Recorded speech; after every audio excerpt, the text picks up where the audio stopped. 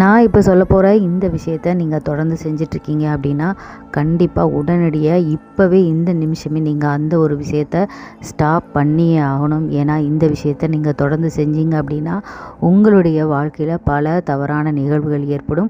உங்களுடைய முன்னேற்றத்தில் தடை ஏற்படும். அதாவது என்ன விஷயம் அப்படின்னா குறை சொல்வது, மற்றவர்களை பற்றி குறை கூறிக்கொண்டே இருப்பது. நீங்கள் குறை சொல்ல சொல்ல நீங்கள் எதை பற்றி குறை சொல்கிறீங்களோ அதைத்தான் நீங்கள் கவர்ந்தெழுப்பீங்க. ஈர்ப்பு விதி நீங்கள் என்ன கேட்குதோ அதை தான் கொண்டு வந்து சேர்க்கும்.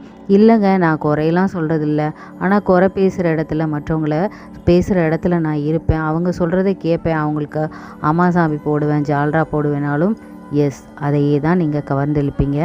ஏன்னா நீங்கள் அந்த ஒரு சூழ்நிலையில் இருக்கும்போது அதையே தான் நீங்கள் திரும்ப திரும்ப பேசுவீங்க. மற்றவர்கள் சொல்வதையும் அவர்களோட ஒத்து போய் நீ பேசும்போது உங்களுக்கு உங்களுடைய வாழ்க்கையிலும் அதே நிகழ்வுகளாக திரும்ப திரும்ப இந்த ஈர்ப்பு விதி கொண்டு வந்து சேர்க்கும்.